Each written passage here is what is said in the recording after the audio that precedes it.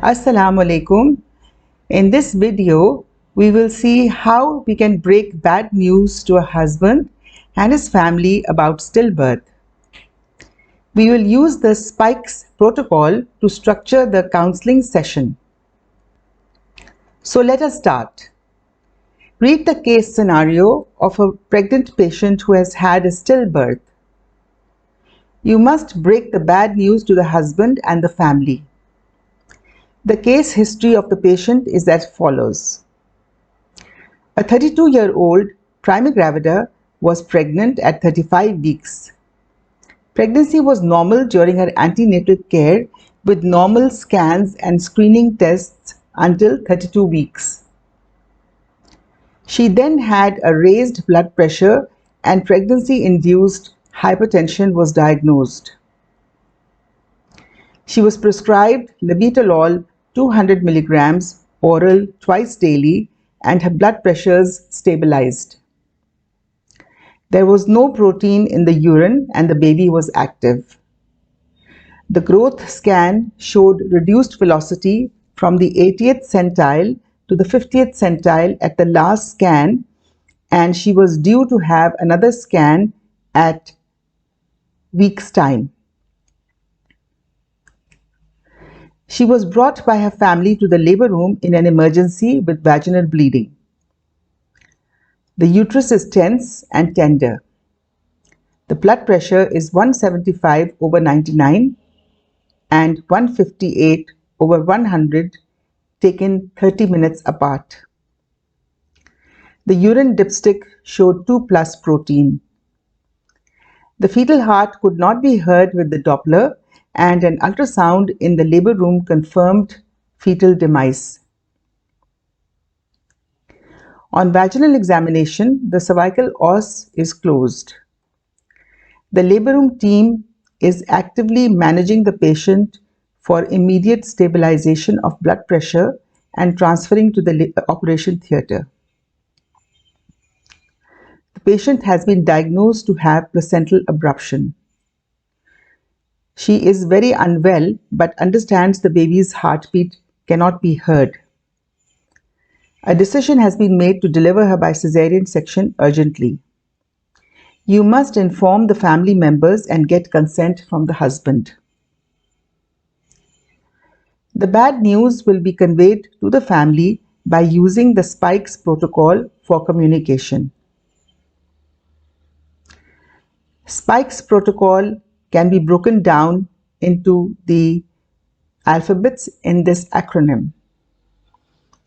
S stands for setting. P is the perspective or the perception of the family and the patient. I means invitation to ask the patient about what they would like to know. K stands for knowledge that you will give to the patient and the family regarding her condition and the underlying problem. E is for exploring, empathizing, and finding out how the patient's family is emotionally reacting to the situation. And the last letter of the alphabet, S, stands for summarization and a strategy for further communication. The first step is setting. Request the family to come inside the labor room to a quiet area and ask them to sit down. Do not talk to the family in a crowded waiting area or in the corridor. Ask the husband to come and to bring 2 members of his family with him. When you talk to the family, request a staff member to accompany you. Inform the senior person in the labor room about this meeting and inform the coordinator of the labor room about the meeting. If your hospital has security staff, they should also be informed and asked to stand by in case the family responds severely to the news. Ask the family to sit down and to introduce themselves. You should then introduce yourself and your accompanying person. The second part of the spikes protocol is the perception. In our family, the family is always involved, especially on occasions of death or sickness.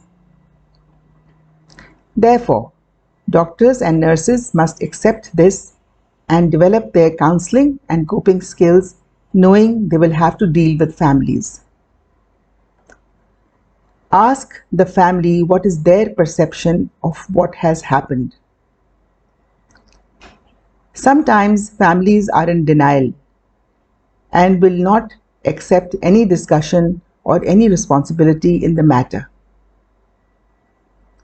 Some families may carry some mistrust of hospitals and doctors. I always ask families if anything happened at home due to which the patient might have felt ill. Was she taking her medication regularly? Was anyone checking in on her? Was her blood pressure being checked at home regularly? Ask them if they know the complaint due to which they have brought the patient to the hospital. Often, they will know the reason, but sometimes they don't know the reason. They may have brought the patient in because a female family member has understood the problem and communicated the patient needs to be transferred to the hospital. Understanding the family's perception is essential because this is the starting point of the disclosure regarding information. From here, we move on to the third stage of the protocol, which means invitation. Ask the patient and family if they wish to know the details of the medical condition and or treatment. Sometimes the families may deny and become very emotional and say, please save our patient and we will talk later. If so, respect the patient and family's wishes and offer to answer the questions later. From here, we move on to the next stage of the protocol, i.e., divulging information and knowledge. Explain that the patient is pregnant and she started to have raised blood pressure at 32 weeks of pregnancy. She was given medicines and this normalized her blood pressure. Unfortunately, she has suffered a complication which is known as placental abruption. In this complication, the blood vessel inside the placenta ruptures and starts to bleed. As the mouth of the uterus is closed, the blood cannot come out of the uterus. It starts to accumulate inside the uterus in the form of a clot. The clot lifts the placenta from the wall of the uterus. This stops the oxygen transfer to the baby and the baby cannot survive. The clot inside the uterus also puts the mother's life in danger. The treatment in this case is to remove the blood clot as soon as possible to save the mother's life.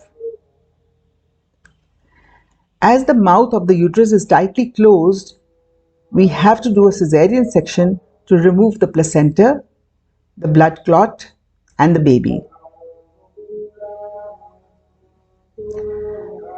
Once the blood clot is removed from the uterus, the mother's condition will start to stabilize. When the baby is delivered, we will try to see if there is any life in the baby. At this time, we cannot hear the baby's heartbeat, and on ultrasound, we cannot see the baby's heart beating. This means the baby is not alive. However, at the time of birth, we will again check the baby to see if it has any sign of life. If it does, we will try to help the baby breathe by giving oxygen and medicines. Now you have to ask the family if they have understood what you have said. and also ask if they want to ask any questions. State that as your wife is in a sick condition, I cannot ask her to consent to the operation. Therefore, I would like to ask you to agree to do the operation as an emergency. Your wife will have anesthesia and an incision in her tummy, and we will remove the baby, the placenta, and the blood clot through that incision.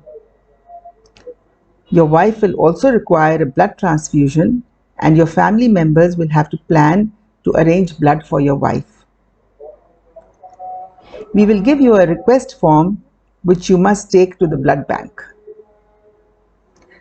Once your wife has had the operation and the operation is completed, I will ask you to come and meet your wife again. You will be able to see the baby and hold the baby as you wish. The pediatric doctor will visit and look at the baby to make sure the baby has any needs which we can provide. If the baby has indeed passed away, the pediatrician will also examine the baby to see whether there are any external signs of abnormality. The baby will be weighed and the sex will be determined. When your wife has recovered, she can also see and hold the baby. In the case of a baby's death, we give the baby to the parents as soon as they are ready to receive it. You have time to accept this and to plan. If you have any questions for me now, please ask me. Remember that it is quite normal for the family to be in denial, and they may sometimes say some harsh words to you. But at this time, do not retaliate or say anything harsh.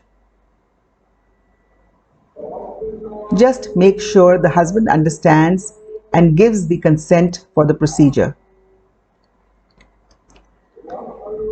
We move on to the next step of the Spikes protocol, which is to show and explore emotions and to sympathize with the family.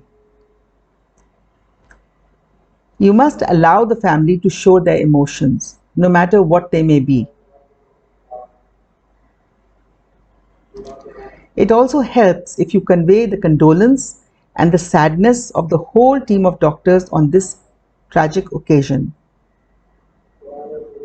In the English language, when we say sorry, we mean we sympathize with the family. But in our local language, when we say sorry, most patients and families think the doctors have done something wrong and now they are apologizing. Try not to use the word sorry. Use the word sad or upset. Even if you think something wrong has been done, try not to inflame the situation until a complete investigation has been carried out and a better understanding of the series of events is available. At times, the family may become very volatile when a patient has had an unfortunate event like a stillbirth. You must be very careful to choose words that will not further inflame the situation. If the family asks why this has happened, be honest and say, this is what we think is the reason. However, we have a process through which such events are studied to have a better understanding. When the patient follows up after discharge from the hospital and we have the results of our internal departmental discussion, we can then comment on why this happened and what precautions can be taken so that it does not happen in future pregnancies.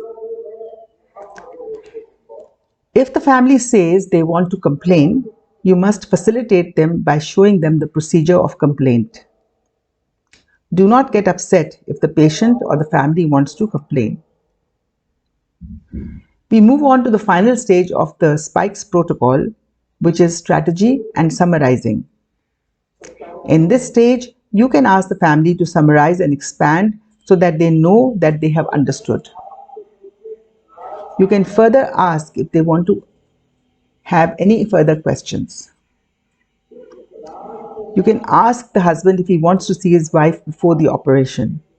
At that point, only the husband can go in and not the other family members, as the patient is in an emergency situation and arrangements are being made for transferring to the operating theatre.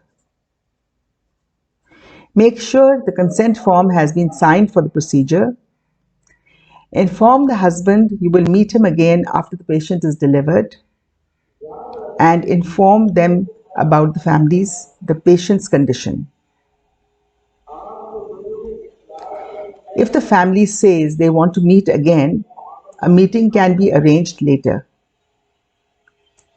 In the next meeting, involve the hospital administration.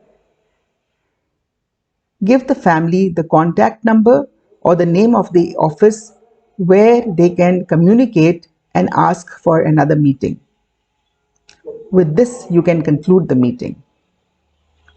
With this, we also conclude this video. If you like this video, please like, share, subscribe, comment, and press the bell icon for notification of further videos. Thank you and goodbye.